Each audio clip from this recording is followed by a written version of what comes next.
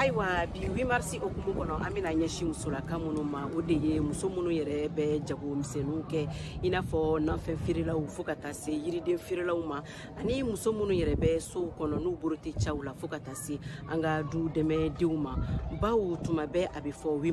mars ni musula kanu no chama koni be afinidu nga uta don 8 mars yere sigi kunye munye a 8 mars yere don feneni iba soro chama bu uka barawla ka soro 8 mars yere dabola femi kama amusula ka utokola odiye ka anga hakew yere lafasa ka anga nyini fenw ke amburu soro fenw ye yala anga la nyinu yere be ka sabati kabini 8 mars ko yere be sinawa anga muso da madolami 8 mars ko ngo ko muso ka hake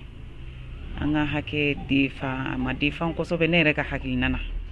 ma defan ko so bere anga fayu ko no gele yaw bi alika da su ko naw ka gele suku kanga ke an lafiya yoro me bi suku ka gelen bona fara ko anga afo kanga hake bi ka defan bi anye galonti bi ngani ga wole ka chabi de abanga fayo kono abanga kabilaula abanga sigidala abanga jamana kono bi maso koro kamso la litobia o dora ni do ane bolo de ne ga patron an ma fini sa ati mais 8 mars do yere ne ndara baraga fo so ko mo fo shufa ne ka 8 mars dala dumni man noko amman noko mali kono de ka damne kabani balo yere la amman noko ya fam amman noko malo bere bet malo yere nyuma yere ni ma kemeni mugambo ma kemen tambo itu so bo sanyo yere amp me sanyo sa bishegi amasa biolum la wa sanyo yere tara fo kemeni kemedo ba fere bi kono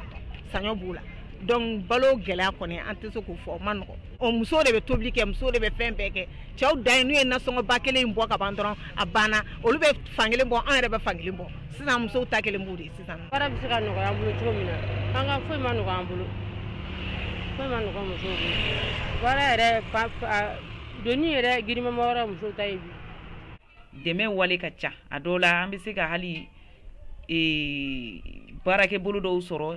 ina fo nyendlan ko chama muso bi se ka deministra munu nyi ko lu di ama nonte surtout anyere be sulman bula romina anyeti yoro foi la sulman bula muso bi se ka hala ambulu dulu yoro mina ni nyetu halo yoro la yano ne refle ne re furfuru firi la di ya famia akadi nye ko ninga furfuru firi katanye me na matanye fala ni sababu nyuma fana soro mitali furfuru firi mboke wane fana ni nyoko na chama fana o kama sa musola kawo an ka don ka fo 8 mars don ka 8 mars fini yere du